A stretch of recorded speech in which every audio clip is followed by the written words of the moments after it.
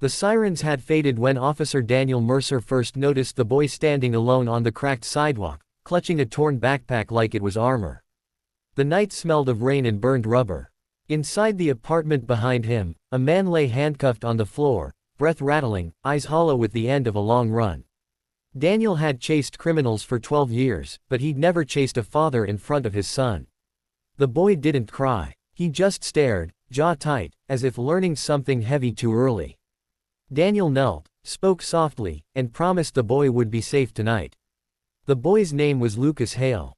He was 9, small for his age, with eyes that studied adults the way adults studied clocks, calculating, wary.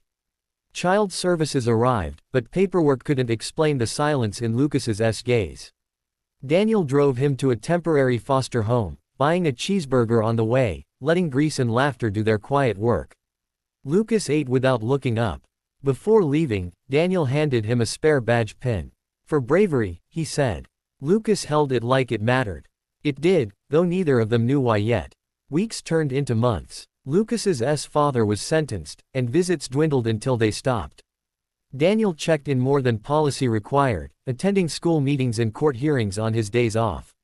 When the foster placement fell apart, Daniel surprised himself by raising his hand. He was single, nearing 40, with a job that thrived on chaos, but something about Lucas felt like unfinished business. The adoption process was slow and suspicious of miracles. Daniel learned patience in waiting rooms, learned bedtime stories and burnt pancakes, learned how to listen without fixing. Life settled into small rituals. Morning bus stops, evening homework battles, weekend hikes along California trails where the air smelled of pine and promise. Lucas found refuge in numbers and machines, taking apart radios to understand their secrets. Daniel found purpose beyond the badge. They argued, made up, grew together.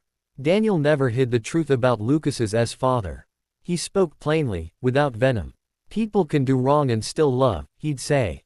Lucas nodded, absorbing nuance like oxygen, building a moral compass that didn't shatter under pressure. High school brought sharper edges. Lucas grew tall and quiet, his kindness armored by caution. He faced whispers about his past, about police cars and prison walls. Daniel watched him learn restraint, watched him choose integrity over rage. When Lucas won a scholarship to study biomedical engineering on the East Coast, Daniel hugged him too tightly, pride choking his voice. They stayed connected through late-night calls and shared silences. Lucas talked about algorithms and tissue modeling. Daniel talked about patrol shifts and the ache of missing him. Years later, a routine traffic stop spiraled. Daniel's radio crackled with panic as he approached a suspect who refused commands.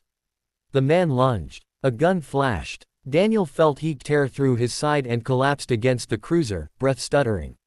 The world narrowed to blood and asphalt. He fumbled for pressure, training screaming through pain. Sirens wailed, distant and slow.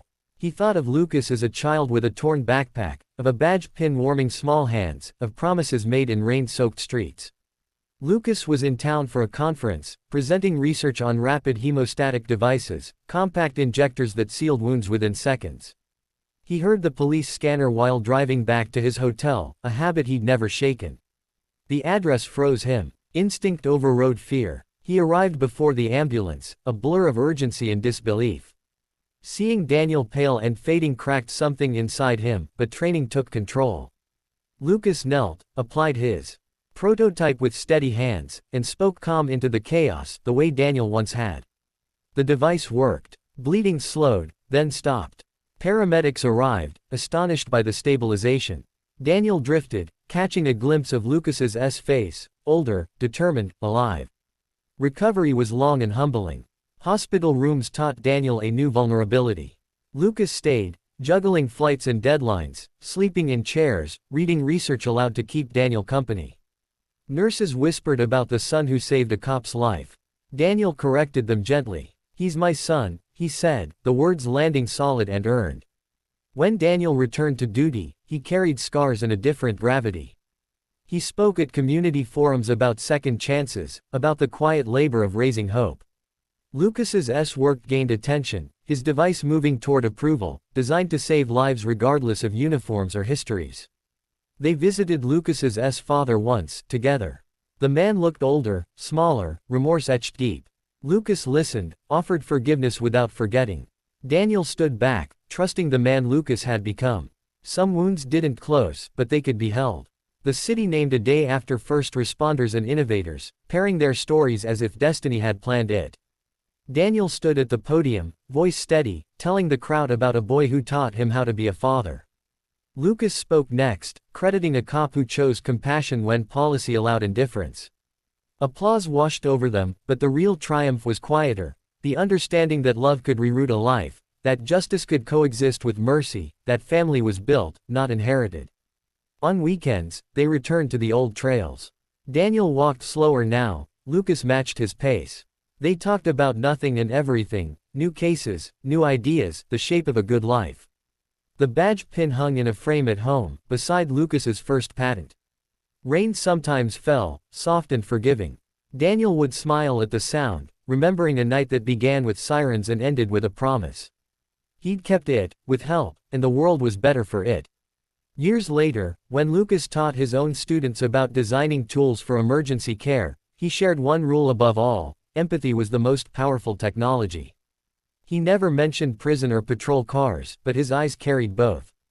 Daniel, retired, volunteered at youth centers, spotting quiet kids with torn backpacks, kneeling to meet them where they stood.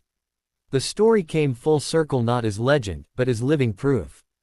A cop raised a criminal's son, and one day, that son saved him, twice, in more ways than one.